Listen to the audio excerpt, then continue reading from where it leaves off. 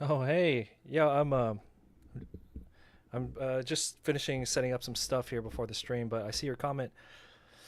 I saw on another YouTube Anime Expo vlog. Oh yeah. I've been popping up on a lot of people's Artist Alley vlogs lately. Um Everyone's except my own. Yeah, but oh dude, what's up, man? All right. Yeah. Here, let me finish setting up and then I'll get the camera going and all that. So, like 1 minute. I just had to organize some like pens and stuff. So, 1 second.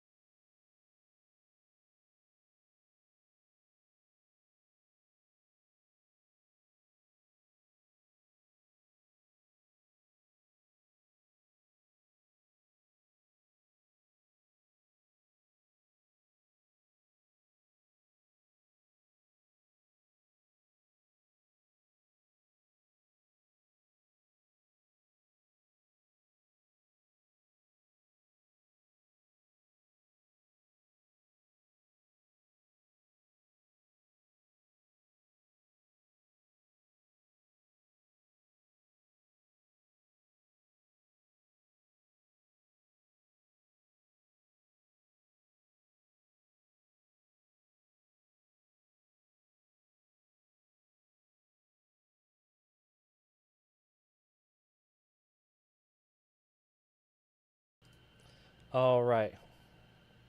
We're we're back. Everything's looking good. So I'm on the tail end of finishing all my private commission work. You guys know I was talking about it earlier this week. I had just finished all my big contract work.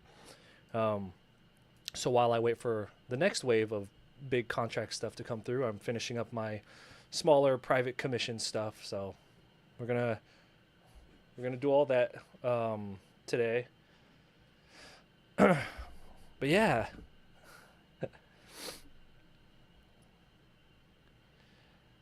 Isaac, how's it going?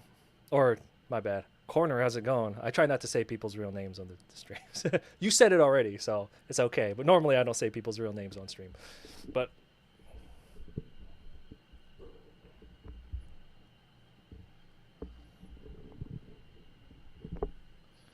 yeah.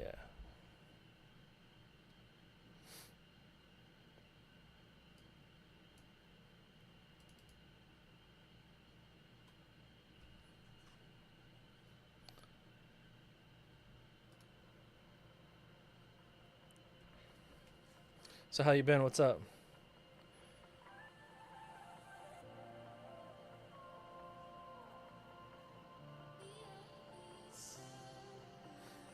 Oh, CHP. You know what? I don't know what the quality of life is for something like being CHP.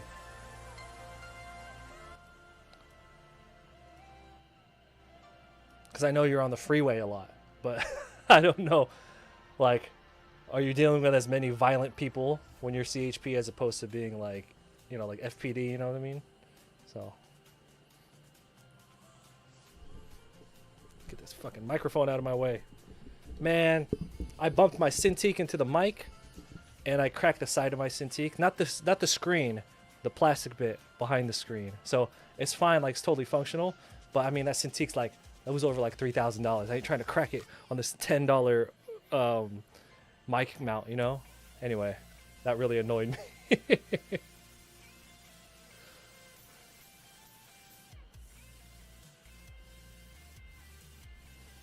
Okay.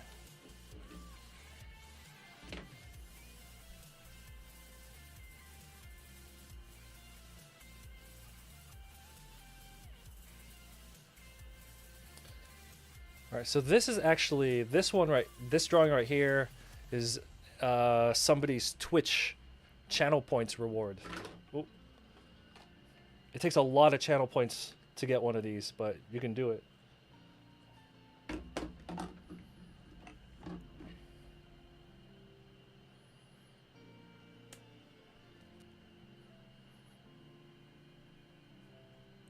I did a lot of this while I was like really sleepy, like half awake, and man, some of the line work is really choppy.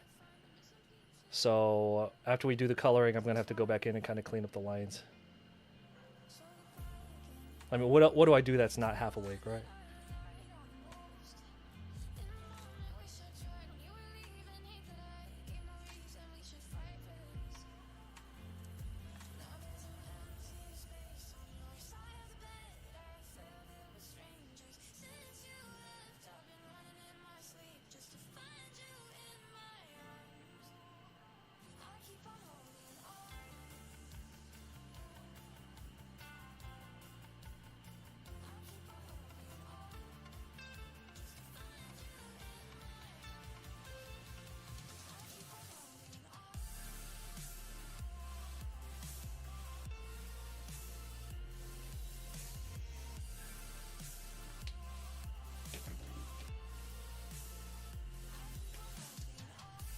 Actually, we should do the grays next.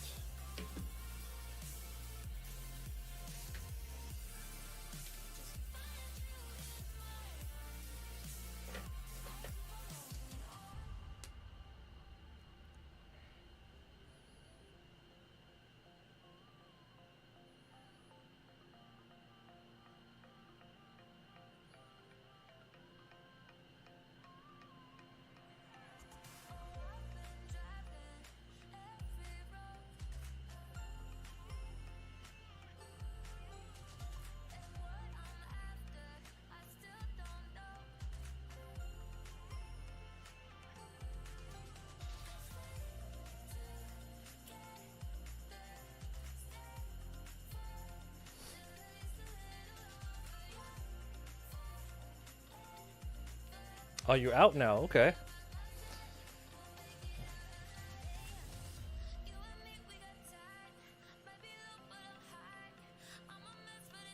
Let's see.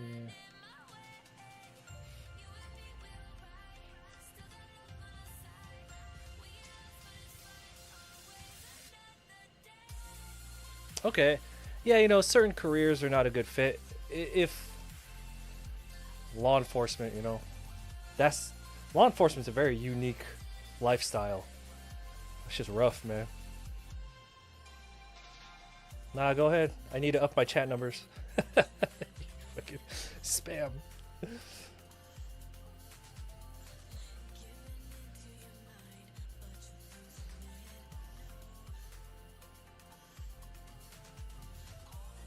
Oh dang. Yeah, I forgot you got like a whole family now. Time is crazy. It's just flying by.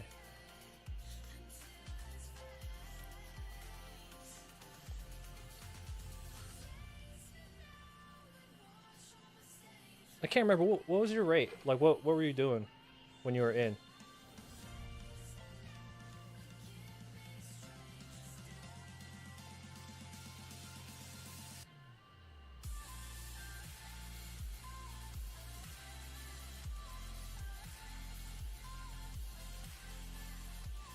Oh, okay.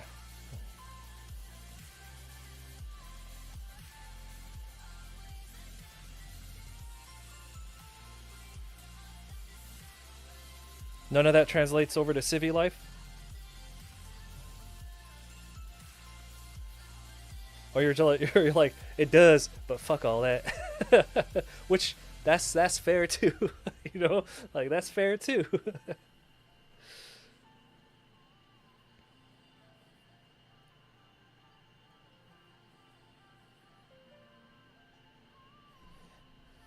Oh yeah, it's okay.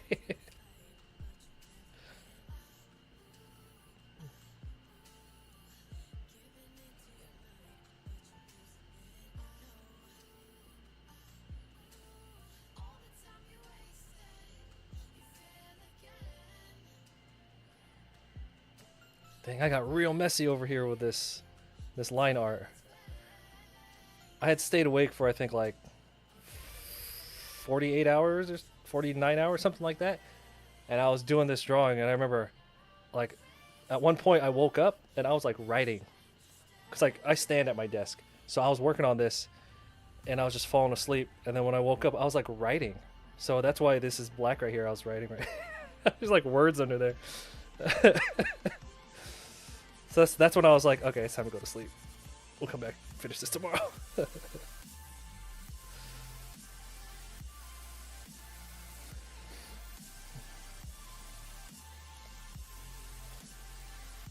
Oh, I see. Oh man, job market in general. Yeah, it's like the job market in general is slow, and then if you do get a job, like even though you're hired, most places are just slow on business. So it's not just like, oh, it sucks because the job market sucks. I mean, that's true. But even if you get a job, man, most places are just slow business. Yeah. From what I've been told by some of my friends, I'm not in the job market right now.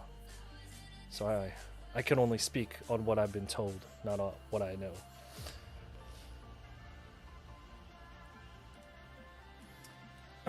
The question: when you started drawing, did you start on an iPad or digital art? No, I started traditional.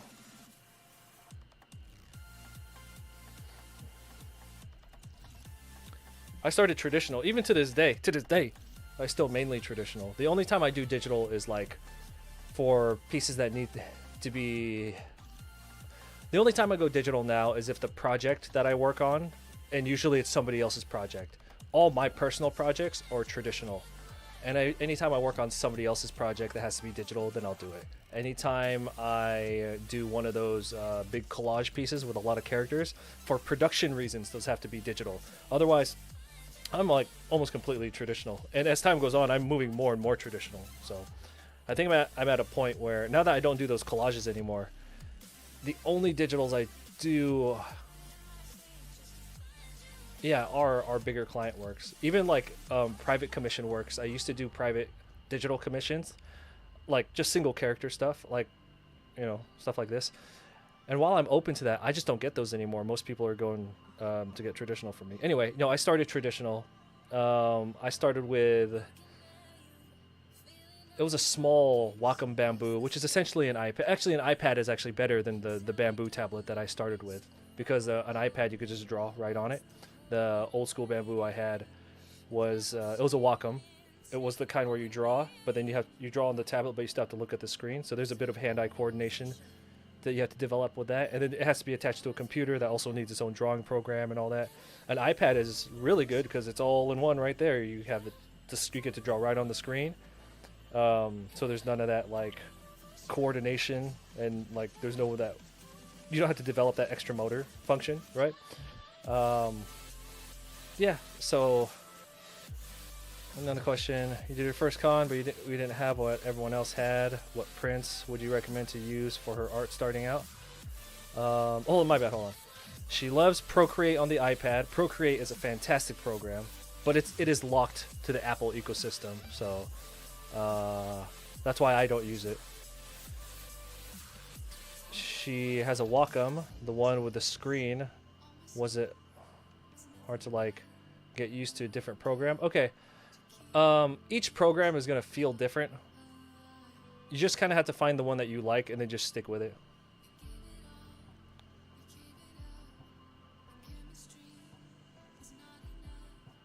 Like certain programs, like Procreate feels very, very analog. So to me, Procreate and Clip Studio Paint feel very traditional when you put the pen down onto it. Like when I work in Photoshop, it doesn't feel like I'm drawing traditionally. It feels totally different. But everyone's gonna be different. I was using Photoshop for a long time as my primary like drawing program, like to do line art. I just couldn't get used to it. There are people who use Photoshop full time. I like Clip Studio Paint. I've used Corel Painter. I think Corel Painter's okay. I think Clip Studio Paint has the best like analog feel. Um, Paint Tool Sai, in my opinion, has the best traditional painting feeling to it. Like it mixes like real traditional paints. But ultimately, it's just going to come down to personal preference. So yeah, if it takes you a long time to adapt to a program coming from a different one, so like for example, your girl's coming from what do you call it? Coming from the Procreate and then switched over to, let's hypothetically, Clip Studio Paint, and let's say they feel very different.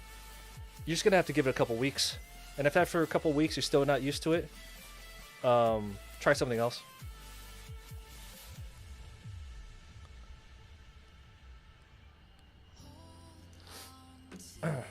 Okay, let's see what the other. Whoa, hold on. Before we continue the chat, how'd you get that Borderlands? How'd you get the vault symbol next to your name? Okay, anyway, let's continue with the chat.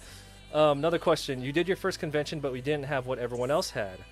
What prints do you recommend her to use for her art starting out? Well, I mean, I mean, you have 2 jobs. You should be happy with that. That's income. That's income with a cushion in case one of them, something happens. God forbid, right? Another question: can she actually get sued if she tries to draw Pokemon or League characters? No. I mean, technically you can, but here's what's going to happen: if you sell it at a convention, nobody cares. Nobody cares.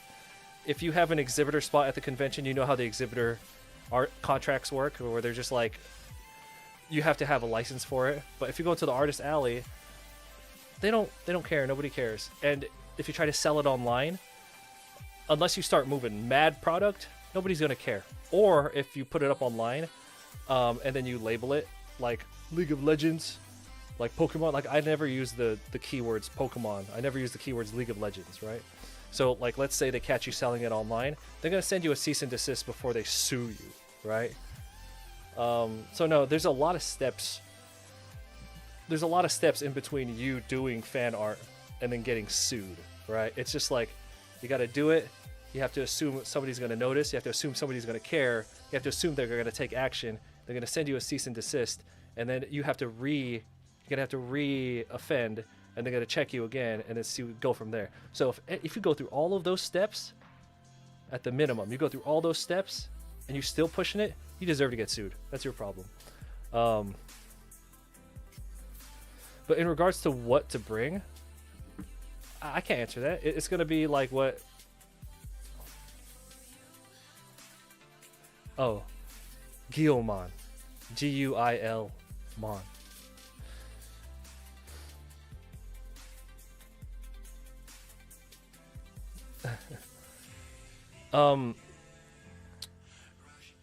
Okay, so the other question you had is what art would you what prints would you recommend her to use for her art starting out?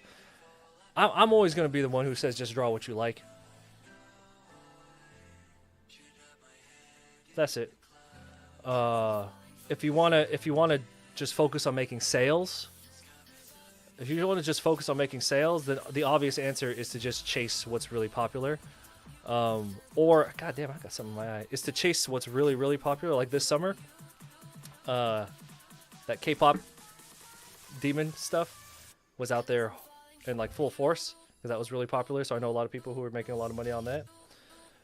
You can also go something niche, so you could find something that not a lot of people have, or some, So I can't think of anything off the top of my head. Like, let's say you go to a convention, an anime convention, and you know the crowd at an anime convention is going to look like, oh god, there's so much to go over with this kind of stuff. Ultimately, it's going to be, honestly, you just got to draw what you enjoy. And if you're looking to solely make money and that's it, then you need to see what's really hot, what people really, really want, and see what people are looking for. But I'm going to tell you right now, based on the trends that I've seen, if you're trying to make big stacks at cons, prints are not where it's at. you could make good money with prints, but you're trying to make stickers and keychains and shit. It's little things that people don't want to carry, you know. If somebody has $20 in hand and they're gonna be at a convention for the next 5 hours, 6 hours, 8 hours, and they're just like, do I want to buy this 11 by 17 print that all I can do is put it up on my wall and then I have to carry it around for the rest of the day and potentially damage it, and I can't put it in the car because then the heat will fuck it up? Or are they gonna spend that $20 and get like 4 or 5 stickers and keychains and charms that they could put on their water bottles and shit, and they don't have to carry around, you know? Ah, D. Okay, that's how you got it. Okay.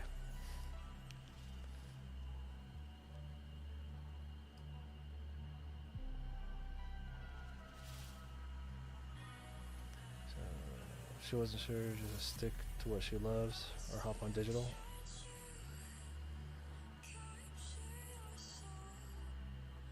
No, these are good questions. They're art related questions, so I'm cool with it. Yeah, when it comes to like subject matter, what to draw for conventions, honestly, I always just say draw the thing that you like, but that doesn't always translate to sales, so.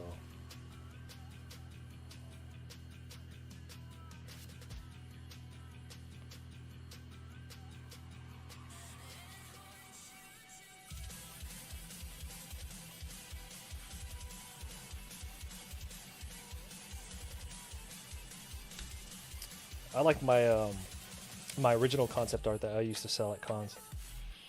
That was my favorite thing. But it wasn't making as much sales, so I stopped selling them.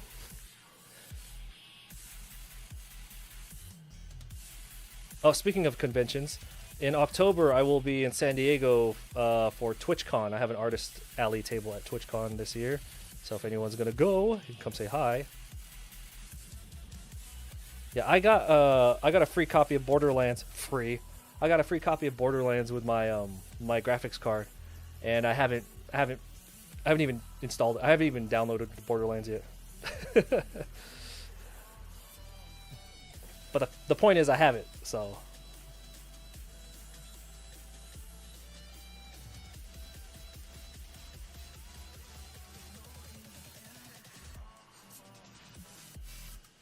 Hey, Love, thank you for coming through. I appreciate it. Congrats on TwitchCon. Thank you. Exo, what's going on, man? It's been going well. Been very busy. I'm finally caught up on all my big contract work. So all that's left now is to kind of finish all my smaller private commission work.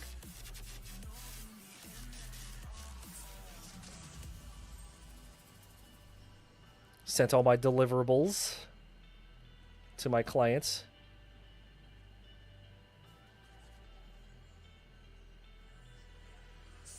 How about you, man? How's everything been going? Haven't talked to you since what, AX? Exo?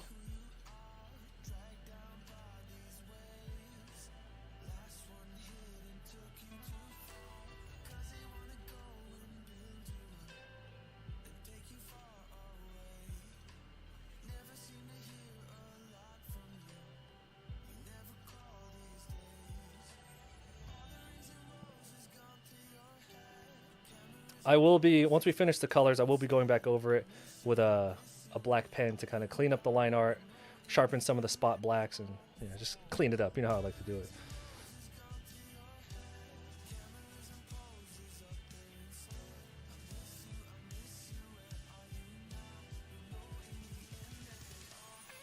Trying to catch up on your comms, on your projects.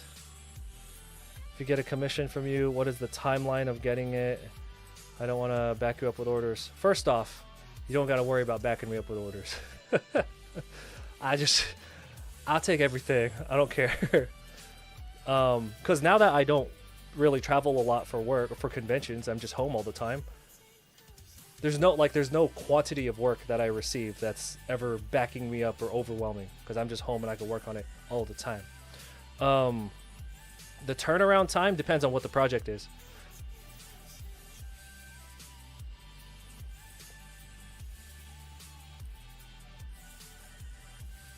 All I can say is I can guarantee you that anything that's ordered from this point on won't be done until end of October, just because of the volume I have.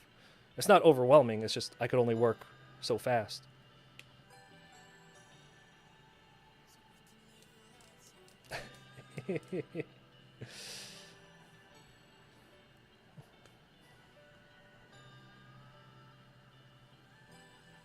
Oh.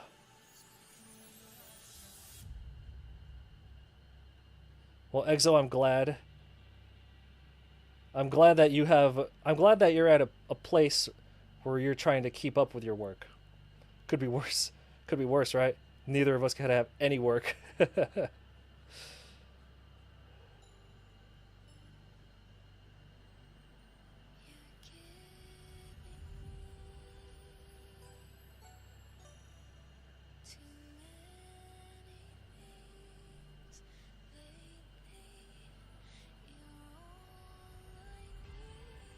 Yeah, there's some artists, and again, this I'm just gonna use an example. I'm not gonna drop any names. I'll just use an example of somebody who I saw online once, where they went on like this rant online talking about how like they were upset that they were getting so like they're very popular, and they just guys, I'm getting so many DMs about people who want to commission me, and it's like really overwhelming to my mental health. And if you guys can kind of just back up off on that, I'm just like, what the fuck, man.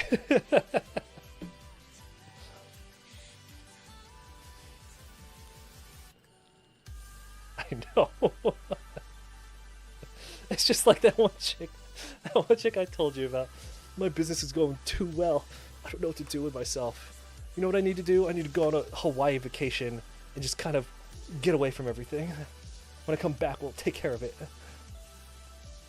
I didn't make that up. That's what she did.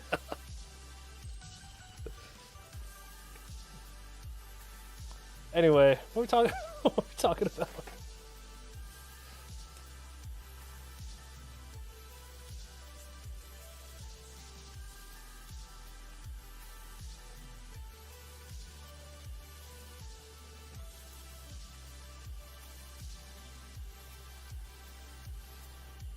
Should have never gave her money. Don't know how to appreciate shit.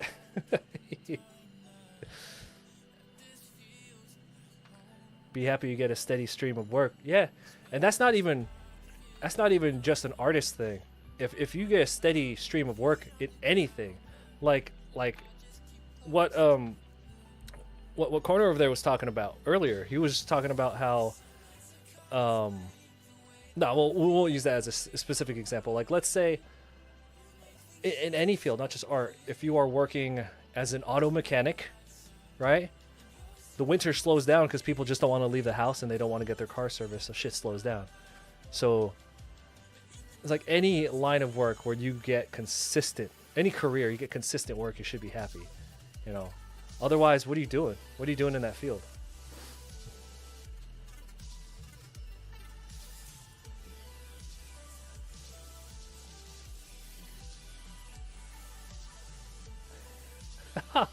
Oh no, man.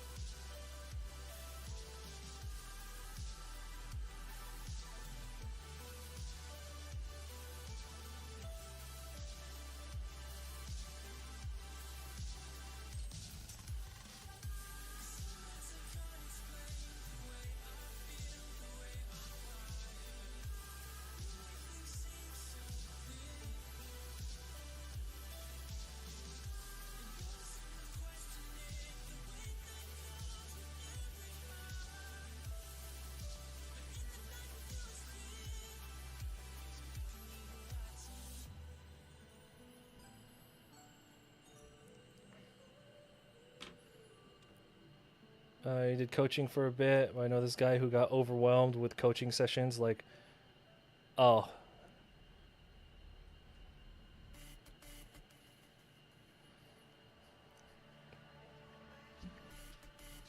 oh. I have not talked to Robert. in years. I hope he's still alive.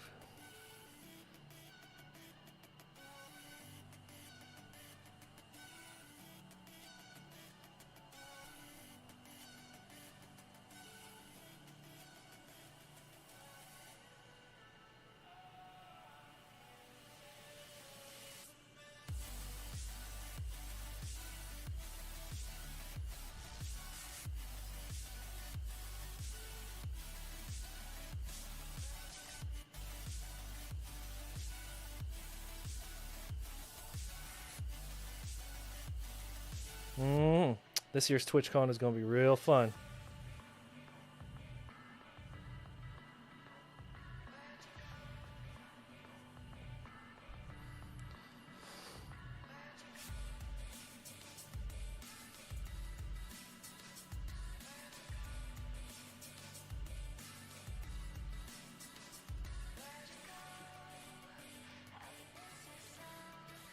So, this is going to be a really dumb question, okay? But why did you not want... I mean, you don't have to answer it here on stream, but like... It was like, you didn't want to re-up? I mean, that's what I'm saying. I know that sounds like such a stupid question because obviously, why would you want to, right? But it's like,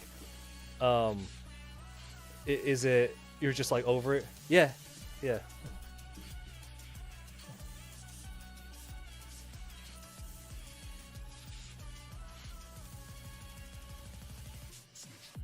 Is it the same thing where you're just like, man, fuck all this?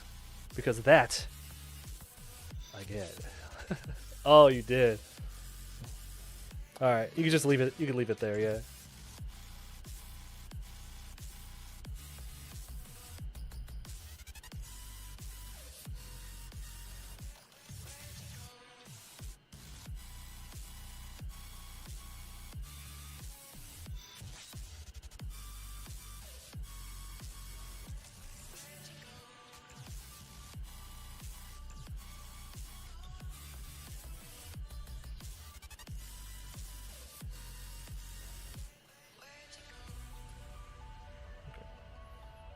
So, and I know this is all looking a little messy right now, but again, once I get all these colors down and we go back over it with a black pen, especially a multi-liner, and then after the multi-liner to clean up the edges, a brush pen to add in some spot blacks to make the colors really pop.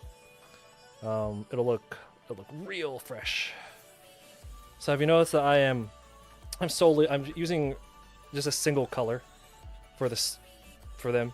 I'm using a lot of white, like that Ken Sugimori look from early Pokemon, right? But a single color. That way we don't muddle down the line art, because the more colors, the more layers of colors you have, the more you bury your line art. So I'm going to be using strong whites, and then basically we just have the mid-tone, which is the only color that you see, and then I'll be using spot blacks to give it like that comic book look, and that'll make everything really pop. And that's really all you need to do. You don't need to go crazy in here with like 45 different types of red and oranges, you know, to get like, yeah, anyway, that's how we're doing this.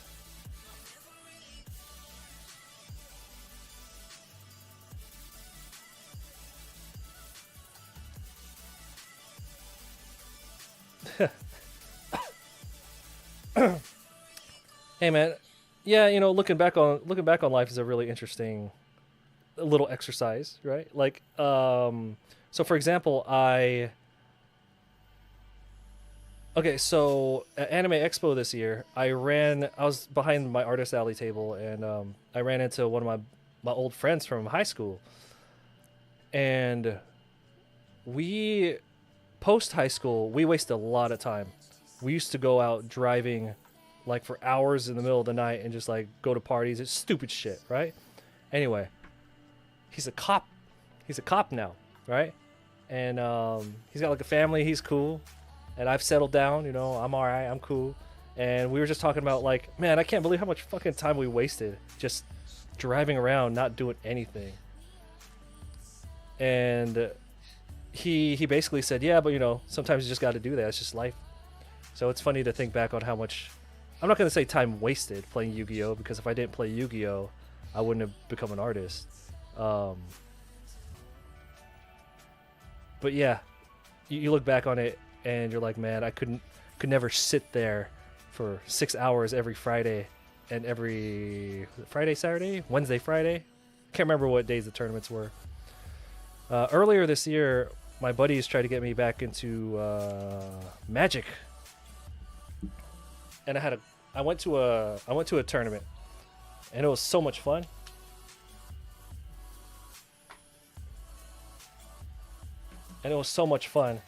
But by the time the day was done, is this the right one? No, not this one. By the time the day was done, I was just like, not just tired. I was thinking to myself, I was like, man, look at how much I could have achieved, how much I could have accomplished in the amount of time I sat here playing these fucking cards. So like, it was fun to hang out with my friends, which is really what made it valuable to me, was I got to see my friends and hang out with them.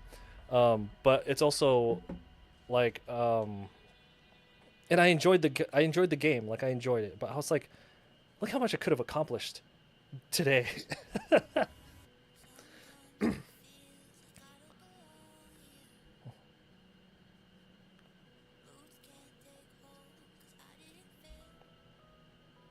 Yeah, this is the black deck.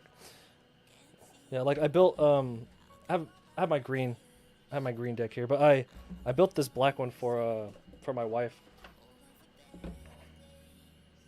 And when I say I built it, my buddy gave me all my buddy just gave me a bunch of cards.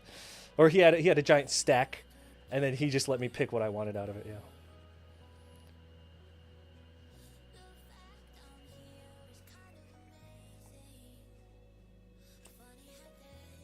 It's commander decks.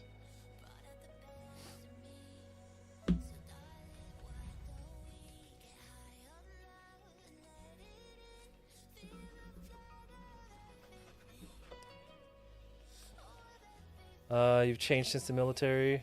If you sleep in, you feel like you wasted the whole day. Well, that's good. That's what it's supposed to do. You know what I mean? Like, it's supposed to... If you're the same person going out as you were coming in, all you did was waste like 4 years of your life.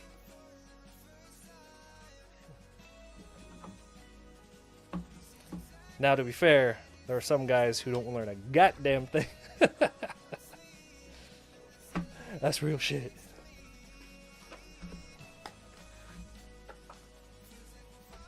Everyone plays Magic now. Yeah, you know, ever since the Final Fantasy set, a lot of people pick up Magic.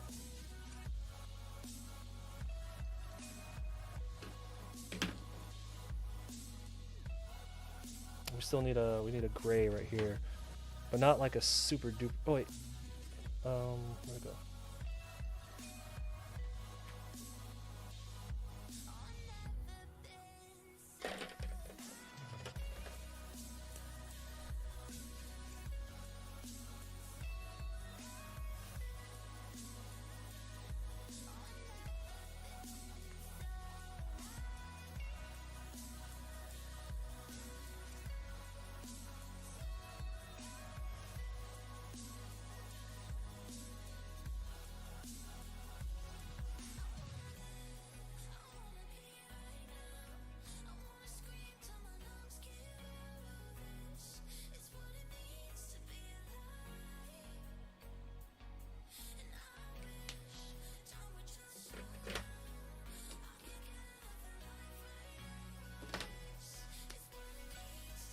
I can't even imagine what the cost of a tier 1 Yu-Gi-Oh deck costs these days. And you know, now that everyone's getting into Magic, those prices are going to shoot up. Because you could build a budget Magic deck that could compete, but as it gets more popular, you know that's going to go away.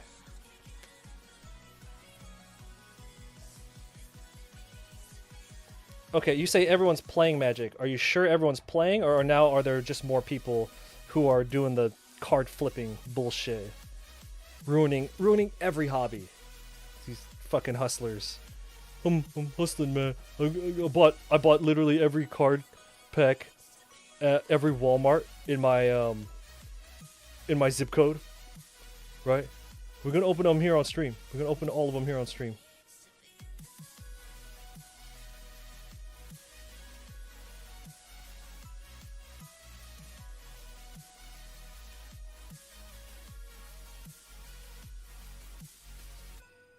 I hit up my contact. My boy works at Walmart, and he hit up his contact. Now I know what day. Now I know what day they do restocks. So I show up like 3 hours before the store opens, and as soon as it opens, I'm gonna get everything. I'll buy everything. That way nobody in the zip code or in the county can get it, and that way I'll have all of them.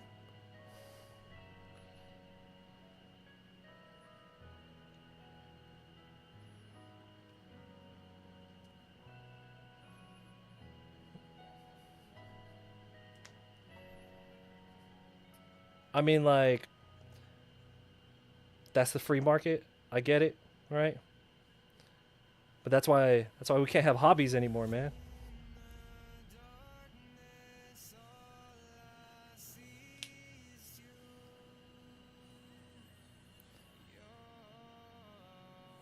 You heard that Commander format makes Magic more accessible as well. Yeah, because in Commander you could only run one copy of each card, right? So eventually, like, it doesn't matter. It's almost like it doesn't matter how expensive or good a card is, like, because you can only run one copy of it. You know what? There's certain cards that are just like useless, and then because the deck is so big, because the decks are so big, it's just like, yeah, well, like with Yu-Gi-Oh, it's a 40 card deck. You just run 3 copies of every hand trap. Like 40% of the deck is just 3 copies of each of them are like $50 cards, right? But you got to run 3 of them because you got to draw into them. And at a 40 card deck, you're going to draw into them.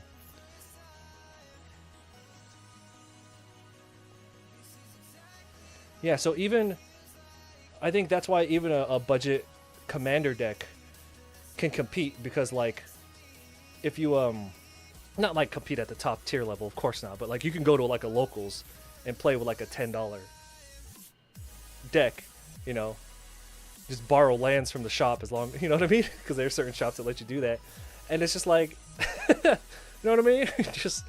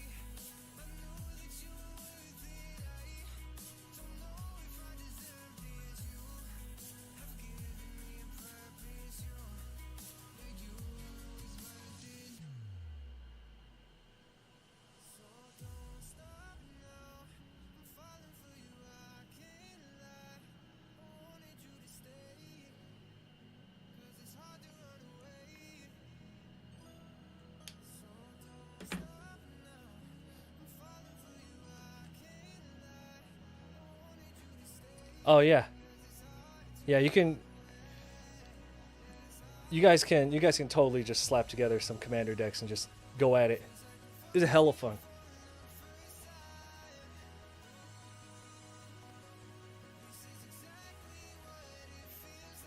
Do I have a TikTok? I do have a TikTok.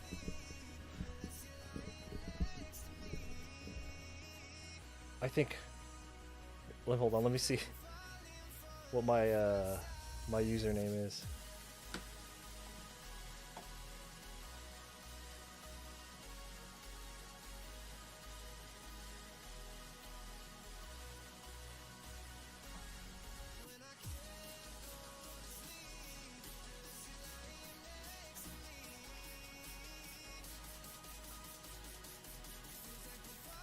Creative name.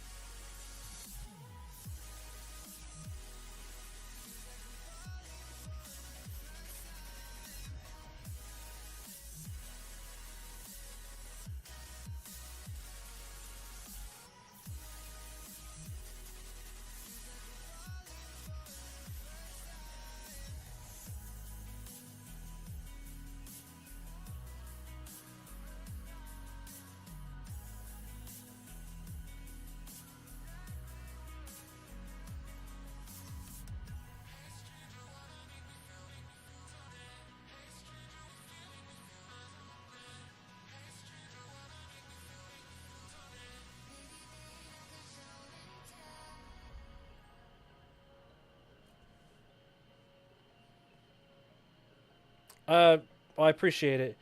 I'm not super active on there. You know what? I'm supposed to multi-platform stream onto there as well. Because right now I'm streaming onto one, two, three, four, five platforms right now. TikTok is supposed to be the sixth platform, and then Instagram is supposed to be the seventh one. But Instagram's being a little bitch right now about, I don't know. It's just like there's something about like the stream keys not working right now. Anyway, so I'm not super active on TikTok, but if I am, it's gonna be live streaming. I just keep forgetting to, because you have to use TikTok's. They have a broadcaster, a TikTok studio broadcaster. You can't just get like a stream key and put it into OBS like multi-streaming, which is what I use for all my other ones.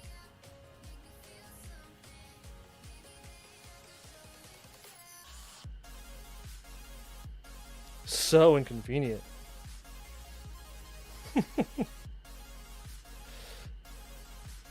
Real time, I just forget. No, not Streamlabs. I use regular OBS. I used to use Streamlabs.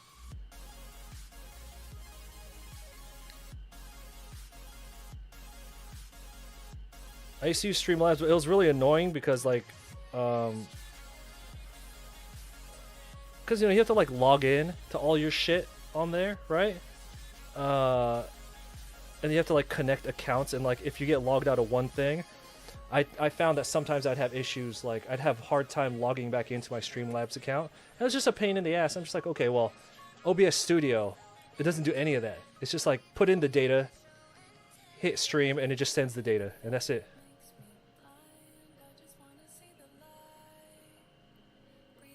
Yeah, I used to have paid Streamlabs. I gave them, what was it, $100 a year or whatever? I ain't paid a penny to do anything on, well, I guess at the time, I got that premium Streamlabs so that I could multi-stream. I think at the time that unlocked multi-platform streaming. And I didn't like using Restream because I believe Restream is browser-based, right? Isn't it Restream browser-based? And I wanted something like locally run. Yeah.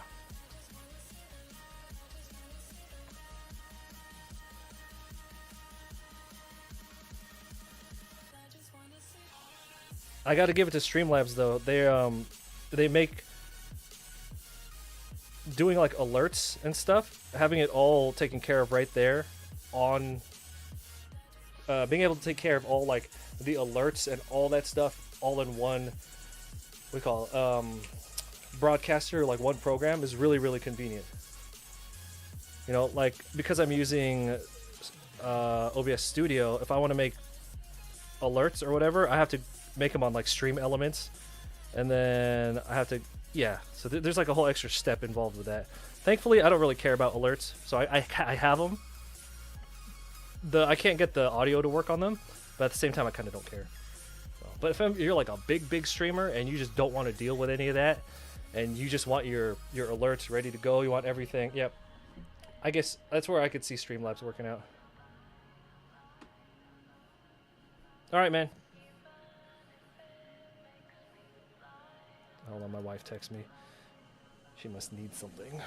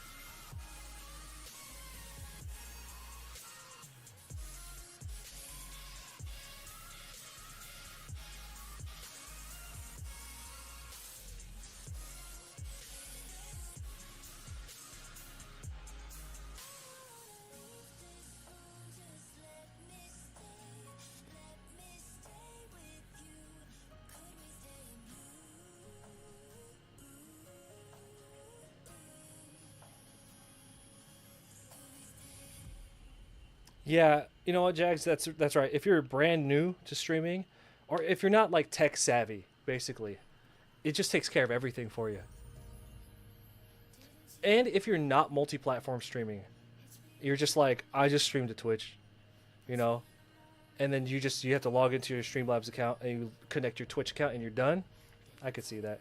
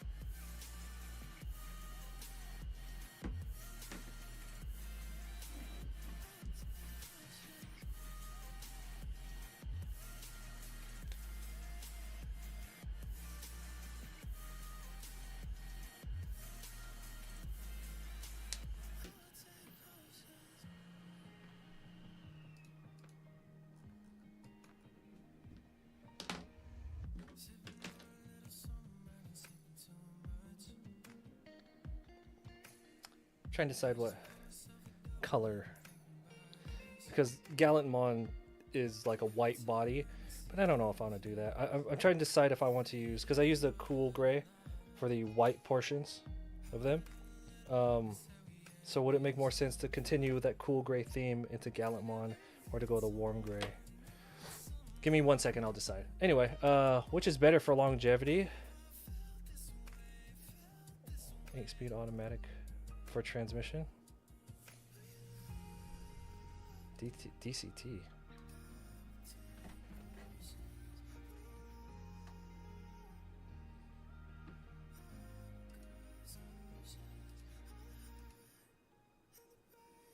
A little dual clutch. We're talking about automatic transmissions.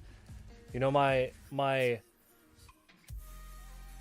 knowledge on automatic transmissions is not actually that high.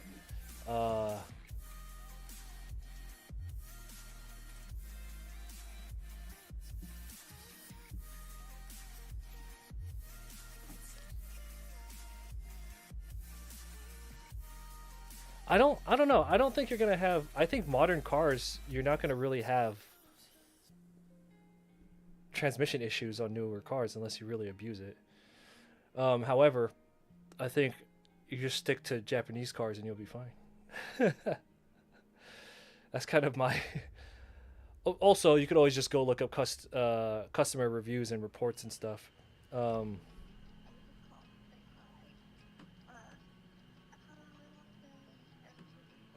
Yeah, but admittedly, when I go car shopping, I don't actually look up specific things like that. I just know which brands, based on my experience, which brands I like to stay with.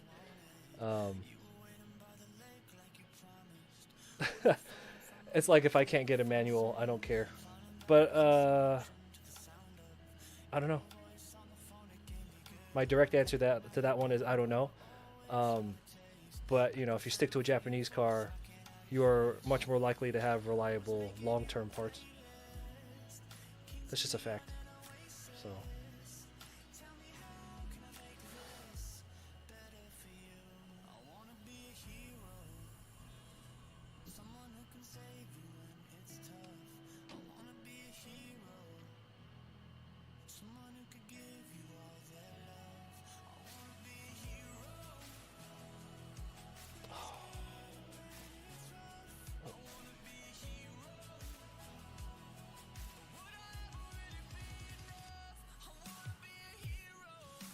For a second, I thought I used the wrong color.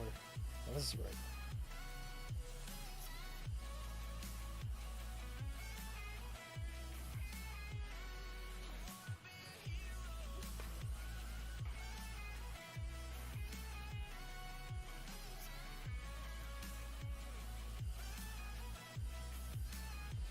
I'm not too educated on that.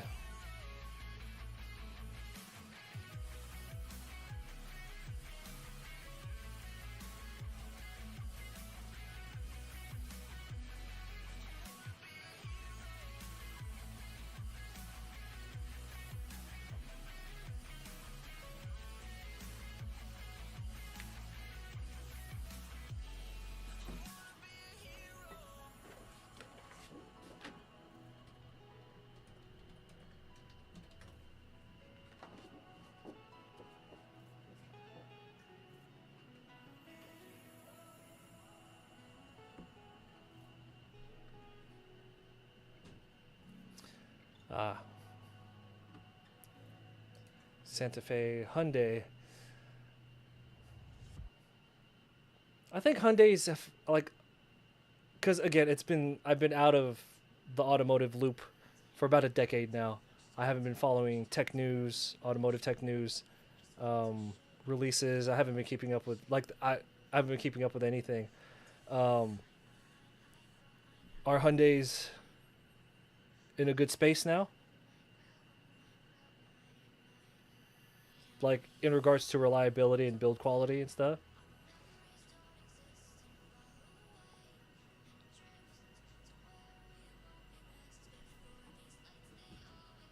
Hold on. Pause.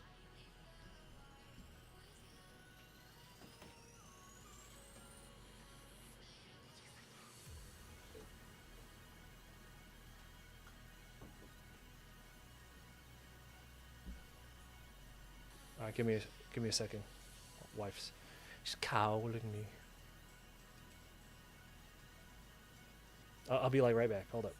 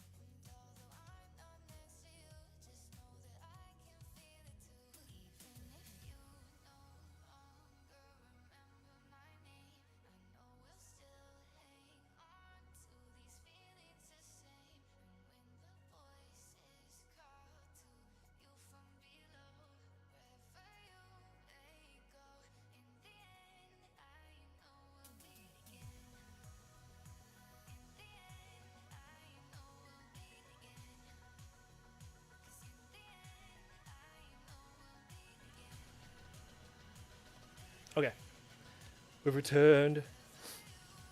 Let's see. They've been getting better over the years from what you've researched. Okay, that's good. 'Cause I'm gonna tell you right now, prices for vehicles are not gonna get any better. Um, I recently, maybe it was about 2 months ago. So recent in old man time.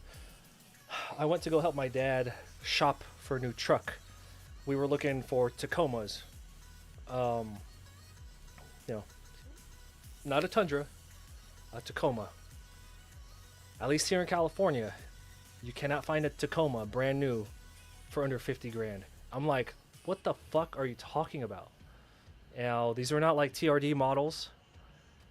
It might have just been the dealership we went to, but 50 grand on the sticker for I'm sure it wasn't the base model Tacoma. But man, that's crazy. That's absurd. You know, when I was a technician, I worked at the dealership. I could have picked up a base model Tacoma, the 5-speed manual transmission, with employee pricing, of course. Could have picked up for 18K, brand new, 0 miles. But that was because I was an employee. But even then, to like double in price, when you know goddamn well nobody's pay has gone up twice, has gone up 2 times the amount in that amount of time. Yeah, we were looking at Corollas at that same dealership. Uh, we did go to the fancy dealership. We went to the white people dealership, right? So, you know, shave a little bit off the top. But the point is, the Corollas were starting in like the mid 30s. I'm like, this is some bullshit. Like Corollas are supposed to be, they're supposed to have the base models that they don't always keep around. You know, like the Yaris's, or yeah. So like a Yaris should be sub 20. Okay. Or you know what? Let's take into account inflation, whatever the fuck.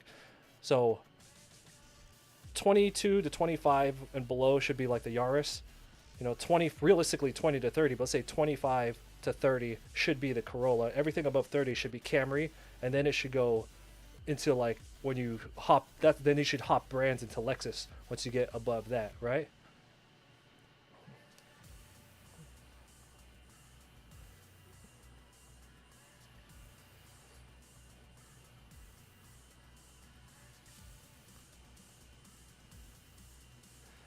Well, a lot of parts are just kind of universal. Um, like there's a reason why there's a reason when people want to buy Lexus, and we've had them on the chat before. Whenever somebody wants to buy Lexus, I tell them just buy Toyota because it's literally the same parts. Well, not literally, like the body like the fenders and stuff or not. But I mean, if you look at the chassis of a Tundra, it's the same thing as a Forerunner, and there's some Lexus models that use the same thing. If you look at the oil filters, they say Toyota on them. Like, so there's a lot of stuff that comes from just like one factory that goes to a lot of cars, specifically with brands. But I'm sure there are certain safety things, like I'm sure there's like a seatbelt latch that everybody uses that comes from a China factory. You know what I mean? Like, I'm sure that the Lexus seatbelt is the same thing in the you know uh, the Z06 seatbelt latch is the same thing that you'll find in the Civic EX, right? It comes to the same factory. Like,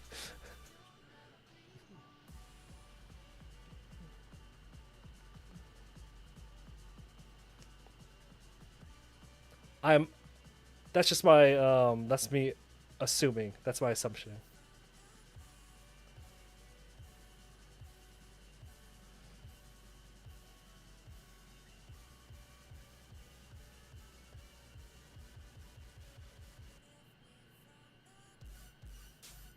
But yes, hold on to that Mini Cooper. Man, I I wanted a Mini Cooper. I wanted an S2000 and or a Mini Cooper for the longest time. But they were too expensive for me at the time when I was at the time too expensive for me now. But at the time, I was like, oh, I can't. No way I could afford this stuff. So it was fun to window shop. Um, but also, when I finally got to drive an S2000, I was just like, okay, now I'm way too. I realize I'm way too big for this. Then when I worked at the smog shop, we would have Mini Coopers come in, and I was just like, oh, I'm way too big for this.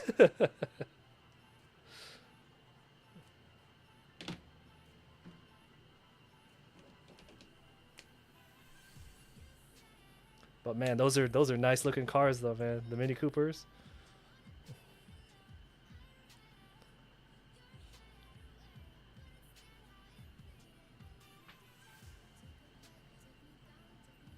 I wish that the Mini Cooper design never changed. I mean, there was the old school one, and then the model when they brought it back, well, like when they revived it, and then I wish they just kept it that way. I wish they didn't change it at all.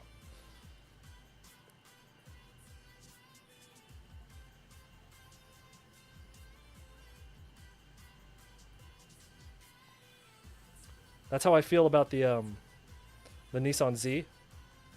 The once they rounded it off to the was it the 350? Once they got to the 350, in my opinion, you had the old ones, the 240, which was the 240 is the best, and then the 260. Certain models of the 260 were fine. They were good because they look like the 240. The 280, I was just like, eh. And then you go 300. It goes downhill, right? And then it went back peak. What's it with the 350? My opinion, just me. Everything after 350 it was again downhill again. Well, I think when they revive a car,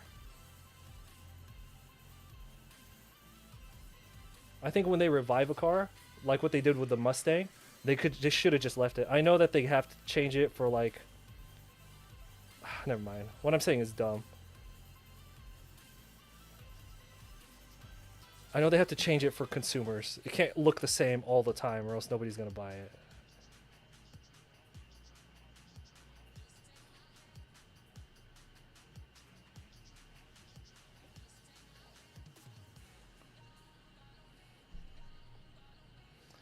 Hey, those revivals of like the muscle cars, when they revived like the Mustang and the Camaro and the Charger, all in the span of like 4 or 5 years from each other, and they brought back the retro look. Did you know we're only like 4 or 5 years away from those becoming technically vintage because it's been like 25 years since then?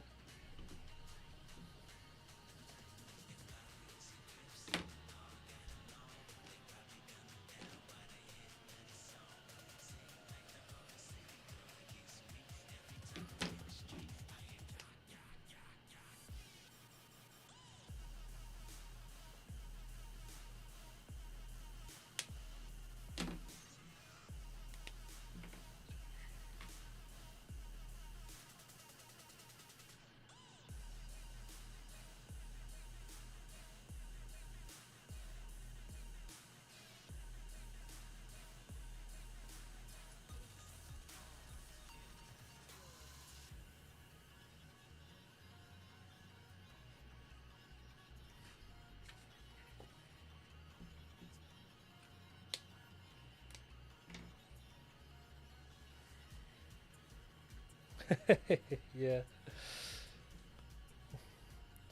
I'm gonna do that cliche thing that everyone does, where when you get older and are more financially stable, you're gonna go out and buy that car that you kind of just always wanted, instead of looking and looking into what's available now and just getting like a nice newer thing.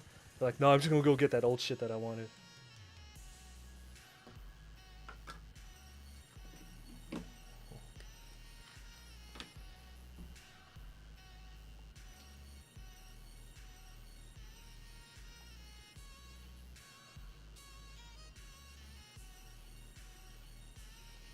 As I get older, not I guess not like because I'm getting older. It's because like I don't okay. I have really lost my care for what kind of car I drive. And that's not because like time has passed or because I've gotten older.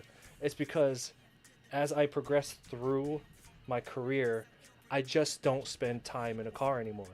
I take a car to the grocery store a couple times a year. I'll take it to a convention, and then I take my wife to doctor's appointments. Those are the only times I hang out. Like I'm in a car. So because I'm not in a car ever anymore, I just don't care. You want to get a car for longevity? Yes, of course.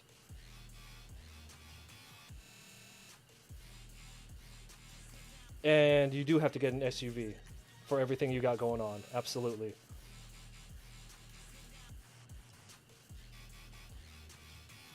Exo, have you seen what the price of a Toyota Sienna is? that's the that's the van. That's the Toyota like family van. Those Siennas, man. Oh, you have.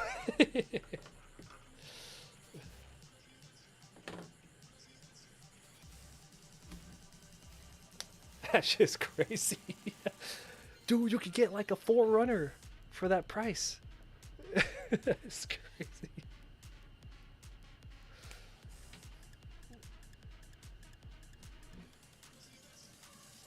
And you know what? They've always been like that.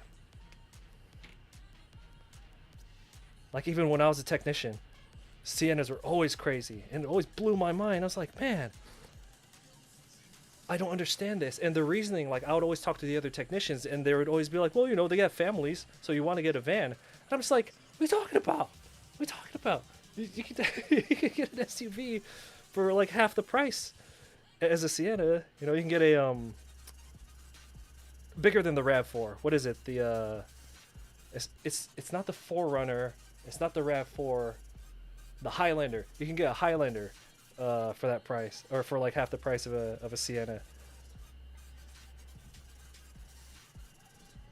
Oh, but you know what? I think the van has.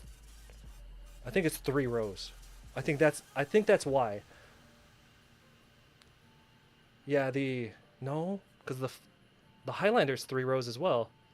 The fronts, the middle, and the back seat.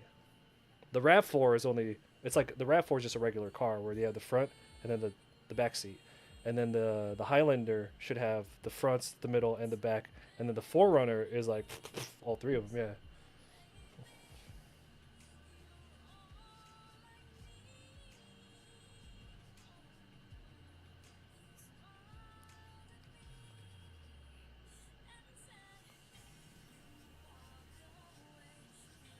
Maybe you just want that slidey door. Paying $60,000 for a slidey door.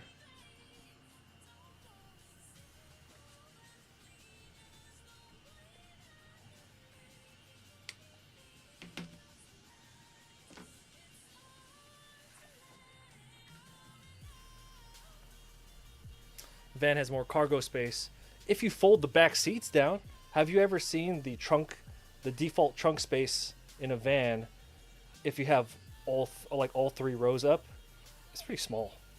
So you would have to essentially fold down the rear to get any good amount of space. And at that point, then it just becomes a Forerunner or a Highlander, because you've sacrificed the row of seats for storage space. But if you're doing that already, you know what I'm saying? Yeah, it's just like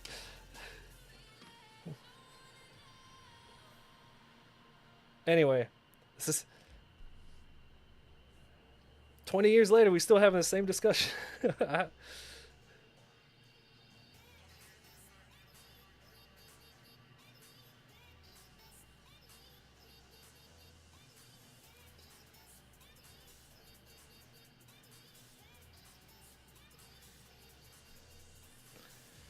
Anyway, Santa Fe would be good. I can't give you unbiased opinion because I've worked at dealerships. I've worked at a I've worked at various dealerships. I've worked at a Toyota, a Nissan, a Ford, a Mazda. The Ford and Mazda were the same place, but it's whatever.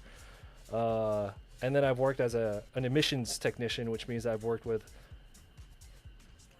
I think I learned more being an emission in. I think I have learned. I'm stuttering over my words. I think I learned more as my time as a emissions technician as I did when I worked at the dealerships as just like a service technician. Um,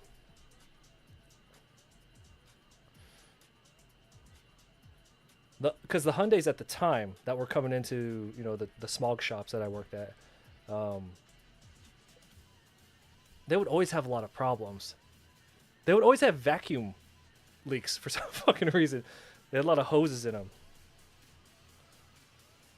that were just like getting brittle all the time.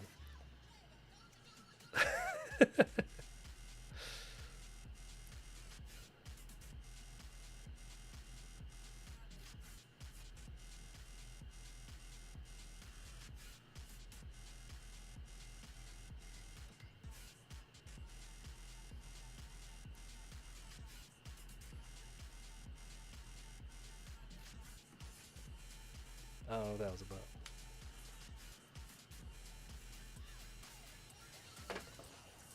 Oh,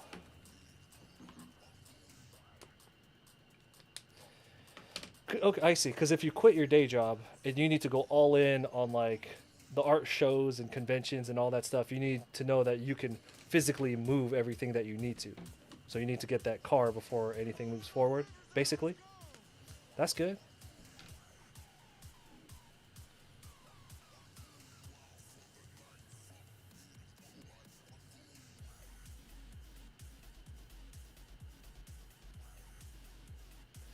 But I think at the end of the day, especially with modern technology, I think as long as you honestly just stay away from American cars, just we just gotta say it right now, based on my professional experience, uh, then you're fine. You know, preferably Japanese. If you want to go Hyundai, that works too. Uh, you want to go European, great cars. Servicing them is a pain in the ass. That that for my time as a tech, the only thing that kept me from wanting to buy, especially like a German car, was servicing them is a pain in the ass. Like they're awesome, they're fun, they have really unique designs, especially compared to like the American cars.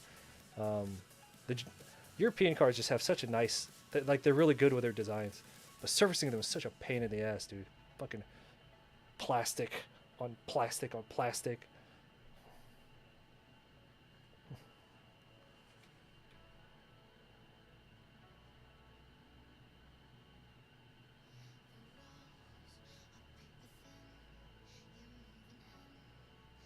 Now, if you take your car somewhere to get it serviced, then that's not a big deal. That doesn't matter.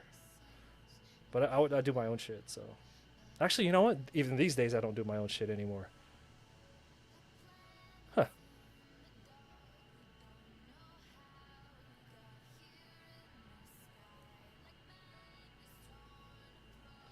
Uh. Oh, it's easier to get the loan with a day job. Okay.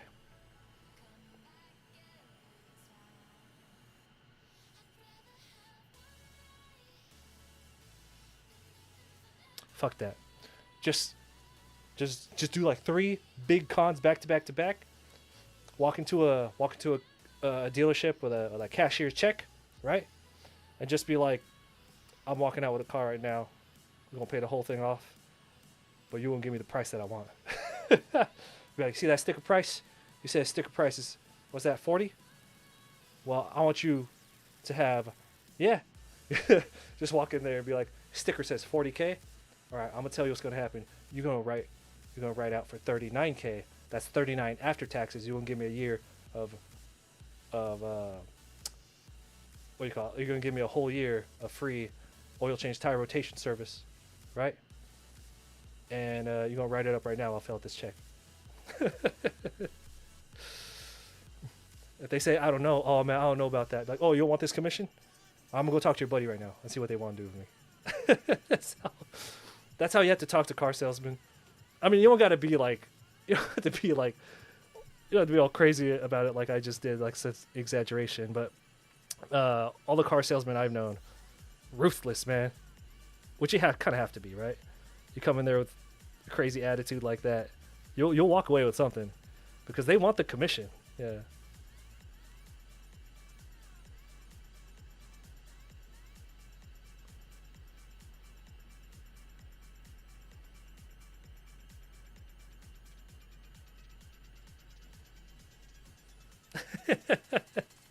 My aunt did that. No, I mean, she didn't walk in and like bully them, but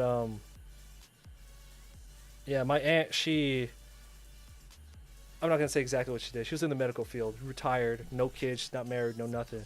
She's just like, she just does whatever she wants, and she's like really, she doesn't like, she's so smart with her money. She just doesn't own or do anything really, but when she does do something, she always does it big. Like, she has a pretty humble house, but it's in a nice area, right? Her house is pretty empty, but the few things she has are like dope. So she went to a Honda dealership. I can't remember when this was, but she went to a Honda dealership and she did that shit where she's just like, no, I'm just gonna pay the whole thing off right now. Like, she just bought the fucking car, and because of that, she walked away with a bunch of stuff, and they gave it to her below sticker because she said we could do it right now. And she's an older Filipino lady, so she's like not pushy, but she knows what she wants. But that's what she did. And I was like, that's the most gangster fucking thing I've ever heard, dude. Chappie, what's up? Yeah, everything's going well. Everything's okay. Yeah. How's everything with you? Feels like it's been forever.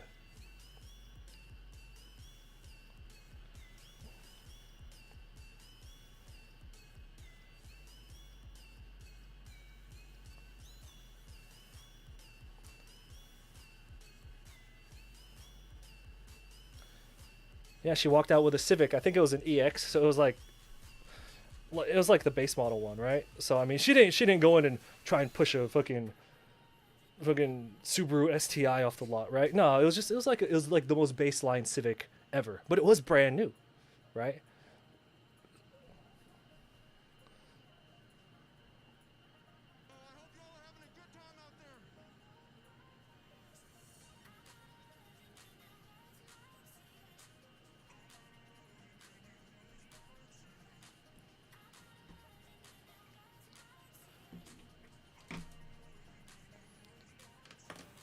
I mean, you don't get rich by spending all your money. So, she knew what she was doing.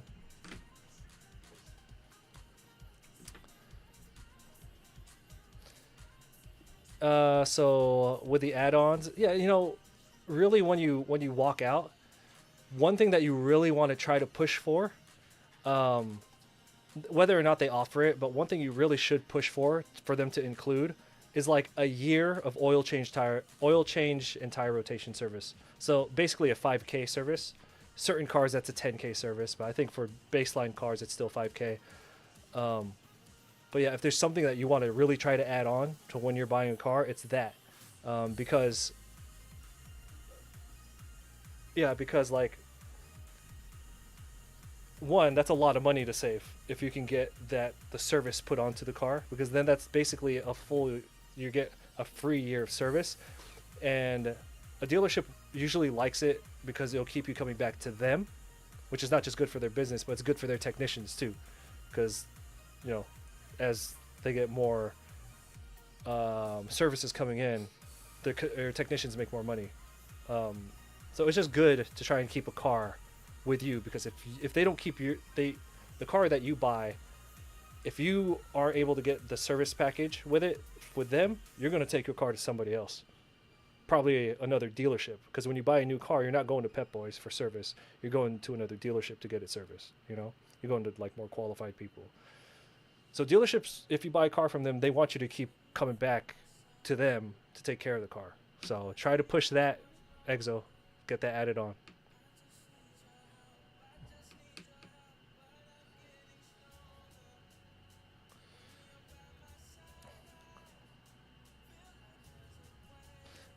Busy photographing a lot.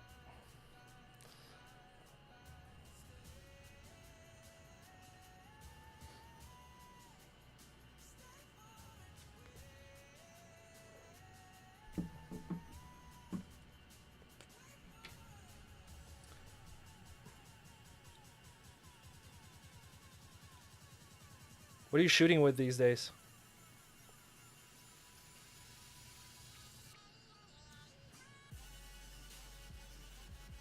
Because I'm still using, I still use the same stuff I've been using since like, like my face cam. That's the old Sony computer. That's the old Sony mirrorless that I would use for my vlogs back in like 2017, and then this here is the same one that I bought during COVID.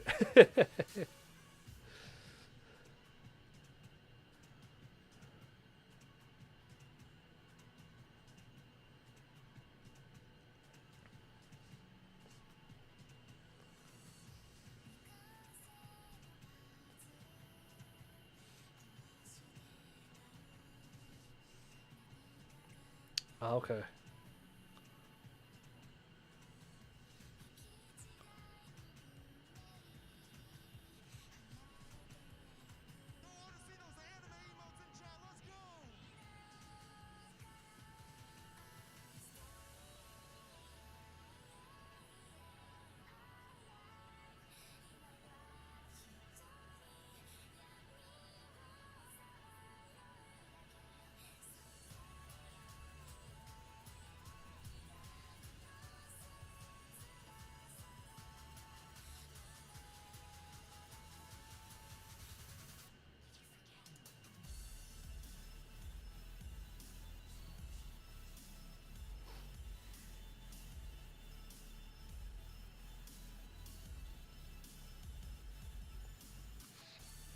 Does a great job for what you need. You know, I kind of feel I was gonna say this a little bit earlier, but I feel like there's a certain quality, like in there's a certain image quality that we've achieved in certain cameras where I just personally don't see the need to go any higher. So like certain phones have reached a certain level of quality. Like I used to have a Sony. Okay, we'll go with regular cameras first. So I have these two mirrorless cameras, and I've never shooting videos. This I have an A6400 up here. That comboed with a like a really high quality 35 mil lens, because I like 35 mil is my favorite. It gets a level of quality that I honestly don't like. I look at it and I'm like, I don't need anything higher than this. I never have, and I just don't think I ever will. You know, so when it comes to anything like taking pictures, I'm sure what it does for you, you're just like, why the fuck am I ever gonna need anything unless you break it? You just need something new. So like I used to have this Sony. What was the phone? I downgraded since. Fuck. Wow. Hold on. Xperia. There you go. I used to have a Sony Xperia phone, and Jesus Christ, that thing was a camera that happened to also be a phone. It wasn't a phone with a camera. It was a camera that also had a phone on it, basically. Yo, yeah, thanks for hanging out. Appreciate it, dude. And I remember I was taking pictures with it, and to a certain degree videos, but not as much. But I was taking pictures with it, and it was because it has in its full manual mode, it has the same controls as like these bigger Sony mirrorless cameras, and when I was photographing with it, I was just like, this is like better than the photos that my current cameras take, and I'm just like, why do I need anything more than this? Yeah.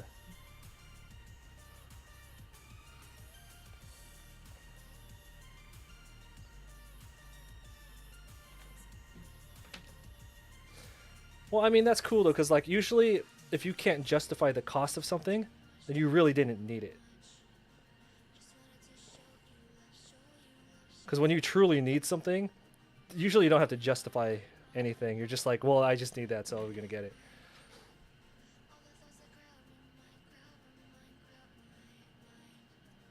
So turned out for the best for you to not have to get it. Yeah. Anyway, yeah, that's kind of how I feel right now with camera technology. Have you seen the recording quality of the? I think they're called the Osmond Pockets. A lot of YouTubers and vloggers use it. Um, my buddy shoots his vlogs on that, and then he just color corrects and then denoises and everything. Like in I think he uses CapCut, but I'm a DaVinci Resolve person now. I've converted to DaVinci Resolve, but I was just like, man, this little thing like that. His camera's like this big. It's like basically a GoPro, and I'm like, man, this is.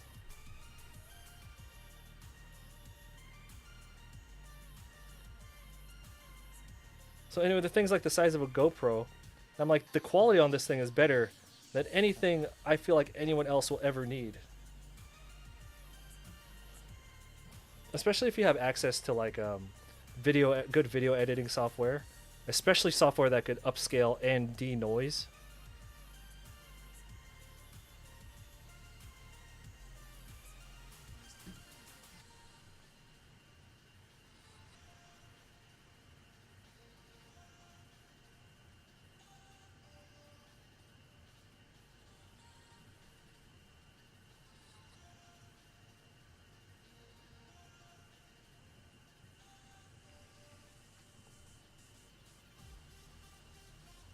Oh shit.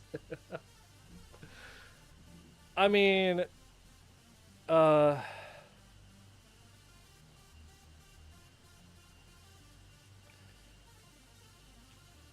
I guess it would depend on. Is it is it their job? He spent like 8.5K. If it's their job, I get it, right? I get it, whatever.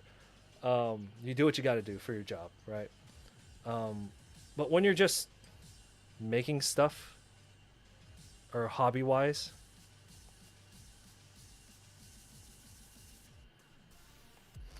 I think I think being limited. I think being limited is actually better for you. I think it'll force you to be creative.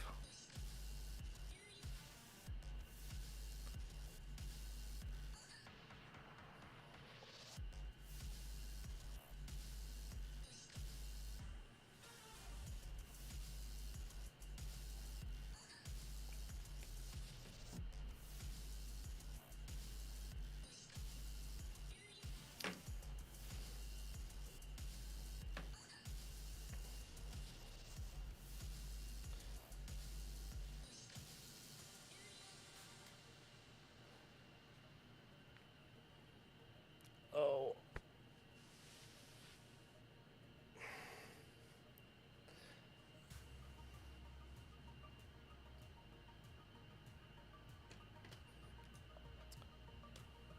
my wife bullied me and convinced me to buy a graphics card the other week. Okay, I guess so. If that's what you tell me to do.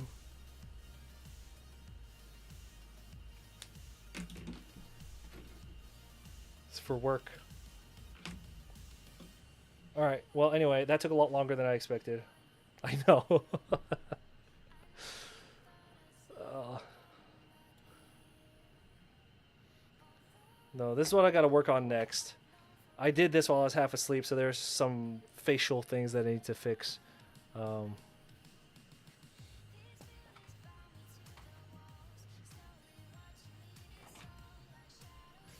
All right, so I mean it's an art stream, so we'll just talk about the art choices for this one. Um, Basically, I didn't want to use too many different colors. One, that's expensive, but two, the more layers of color that you put, so like when you do gradients, so like if I instead of doing it hard cut like this, if I did a gradient over to like a light, to me it really pulls away from the line art, and I like my line art. So I decided to just use a single color per character. So that's essentially the mid tone, right? And then the light, I just went white. Okay, so you get that really watercolory Sugimori early Pokemon look. And then I will be going in.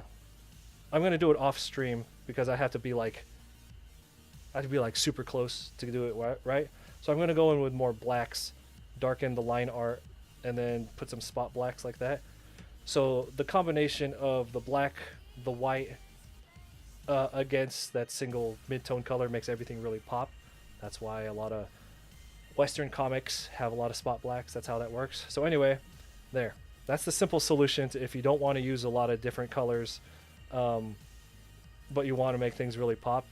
You just make sure that you abuse negative space with a white, know where to place your blacks, and then everything will kind of work itself out.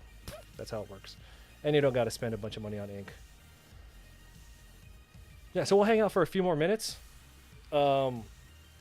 This one, which is the next thing I have to work on, I have to do so much cleanup work on this because I was working on this yesterday while I was half asleep, half awake. So there's a lot of like wonky things. So instead of starting over, I'm pretty confident that I could fix those wonky things, and then I'll erase it. And then this one's going to be colored strictly in grayscale. I will come back on stream to color this one, but that'll be later. I got to clean all that shit up and then erase it, and yeah. All right.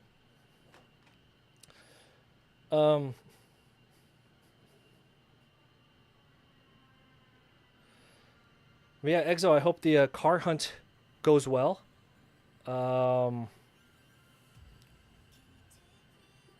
Yeah, just stay away from American cars. You'll be okay. Chappie, I appreciate you coming through. Man. Yeah, hopefully I can yeah, I'm gonna be having sporadic live streams. I can't get a consistent schedule with my live streams because my life is too inconsistent. So I can't. So basically any chance that I have, so basically anything that's like low effort, as in coloring, like doing the drafting work and the line art, that requires a lot of precision and focus. Coloring to me is like mindless. So anytime I have something where I could be mindless, we're just gonna hop on stream and hang out and finish it. Okay, there you go. Thank you for hanging out. I appreciate it. I am gonna be back on later today, however long it takes, and we have this, which will be colored all in grayscale, which I have those grayscale markers and inks ready to go. So see you guys.